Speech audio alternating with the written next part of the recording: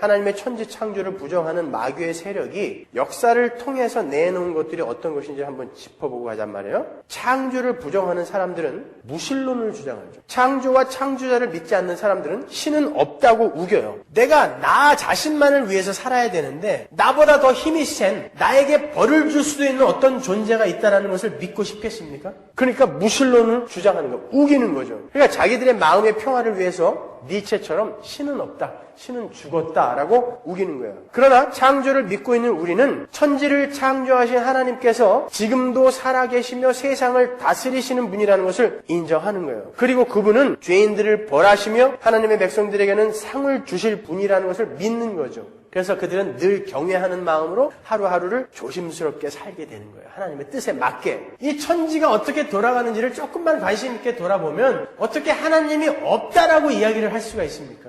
어떻게 밤과 낮이 이렇게 일정하게 매일 반복되어지면서 우리에게 주어집니까? 밤은 우리에게 쉼을 주는 거거든요. 계속 낮만 있으면요, 이 땅에 살인이 50배는 더 일어난대요. 계속 낮만 있으면. 밤이라는 것은 꼭 인간들에게 필요한 거예요. 쉬어야 되는 시간이거든요. 그리고 어떻게 만유인력의 법칙에 따르면 질량이 있는 것은 떨어져야 된단 말이에요. 근데 우주가 허공에 이렇게 달려 있어요. 매달려 있는 거예요. 그게 우연히 그렇게 될 수가 있겠냔 말이에요. 한번 생각을 해보십시오. 나는 그걸 우연이라고 하는 사람들이 더 웃겨요. 성경은 근데 분명히 하나님께서 땅을 공중에 다셨다 그러잖아요. 태초에 그 우주를 창조하신 하나님이 지금 이렇게 붙들고 계신 것입니다. 그런데 어떻게 창조를 부정하며 창조자를 부정합니까? 그게 죄인 거예요. 두 번째로 창조를 인정하지 않는 사람들은 물질주의 혹은 유물주의를 주장하죠. 보이는 것, 물질이 우주의 전부다라는 거예요. 이게 물질주의예요. 교회 안에도 이 물질주의가 너무나 많이 들어와 있죠. 그러나 우리는 하나님이 물질 이전, 시간의 이전, 태초 전부터 존재하셨다라는 것을 믿죠. 그리고 그분께서 물질을 창조하셨으며 그것을 당신의 뜻에 따라 이용하시고 사용하시는 분이라는 것도 우리가 알아요. 이 천지 만물은 하나님이 잠시 어떤 목적을 위해 사용하기 위해서 창조하신 것을 우리는 믿기 때문에 이 물질에 목숨 걸지 않고 그 이전부터 영원히 존재하신 그 하나님에게 목숨을 거는 것입니다. 그러니까 예수 믿으면 이 땅에서 잘 먹고 잘 산다라고 이야기하는 놈들은 전부 도둑놈들인 거예요. 사기꾼이에요, 그건요. 제가 말을 너무 과격하게 한다라고 생각하십니까? 기독교 강요에 보면은 존 캘빈은요, 자연주의자 이런 사람들에게 더러운 개새끼들 이렇게 썼어요. 예수님도 그랬잖아요. 독사의 새끼들아. 그거는 무지무지하게 잔인한 욕이었어요. 당시 사람들에게. 히브리 사람들이 제일 싫어하는 짐승이 뭐예요? 뱀이거든요. 근데 독사의 새끼들아 그랬단 말이에요.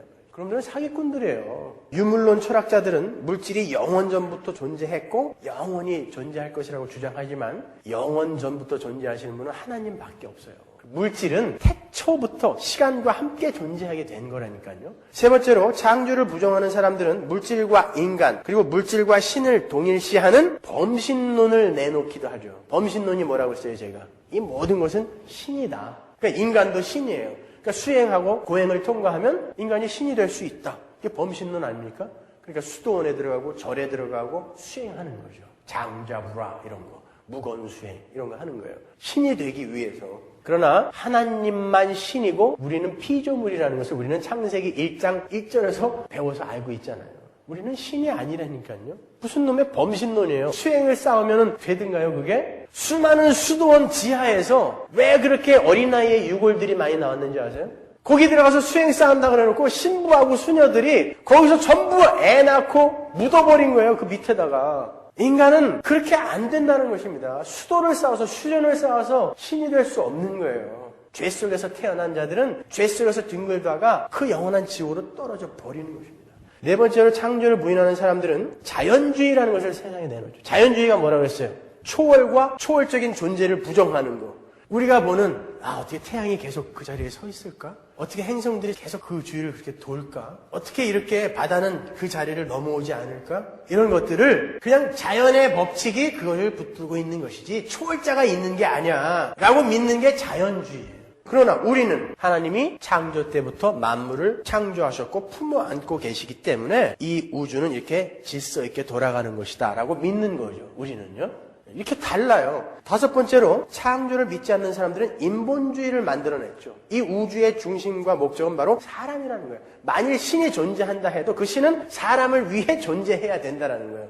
그게 오늘날 예배당에서 주여 왜 내가 이렇게 소원을 비는데 보좌를 흔드는데 내 소원을 안 들어줍니까? 하면서 뭐 40일 금식기도 하고 새벽기도 산기도 들기도 다니는 거 그거 아닙니까 지금 이거? 하나님은 내 소원을 들어주기 위해서 존재해야 되는 건데 왜 당신은 지금 당신의 뜻을 내 삶 속에서 이루려고 합니까? 나는 그거 싫어요. 이게 오늘날 예배당에서 행해지는 것들 아닙니까 여러분? 그게 무슨 기독교입니까? 그건 인본주의라니까요. 그건 그리스 로마 신화에서나 나오는 이야기인 거예요. 우주의 중심은 하나님이에요. 우리는 그분이 창조한 피조물일 뿐이라니까요. 그리고 그분이 작정하시고 예정하신 그 길을 따라가는 거예요. 무슨 소원을 들어달라 그래 거기다가. 하나님이 이끄는 대로 가는 거라니까요. 뭘 이루고 싶으셔서 그 소원들이 생긴 것입니까? 생각해 보십시오. 뭘 이루고 싶으신 거예요? 그 소원들이 여러분들의 소원들이 분명히 있을 텐데 그걸 머릿속에 떠올려 보세요. 뭘 이루고 싶으셔서 그런 것입니까? 우리는 하나님 나라의 완성으로 가는 거라니까요. 그 영혼으로 가는 거예요. 그 영혼을 준비하는 거예요. 오늘 그게 기독교인 거예요. 병 안 나면 어때요?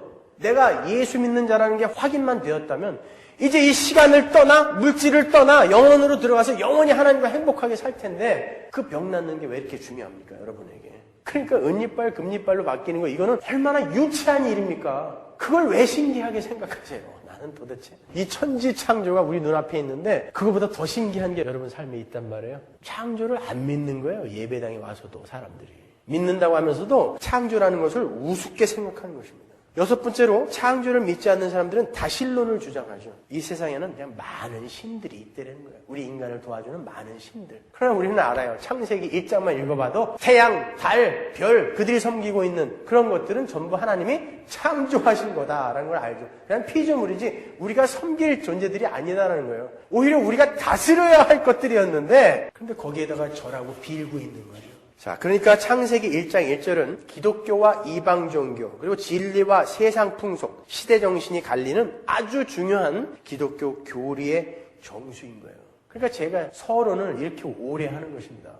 확실히 알아두고 가셔야 되는 거예요. 창세기가 뭔지. 단순히 뭐 첫날에 뭐가 창조되고 둘째 날에 뭐가 창조되고 이거를 여러분들에게 인포메이션으로 던지는 게 창세기가 아니란 말입니다, 여러분. 이렇게 우리는 기독교에서 창조가 왜 그렇게 중요하게 취급되어야 하며 그 첫 창조는 어떤 의미를 갖고 있는지에 대해서 살펴봤어요.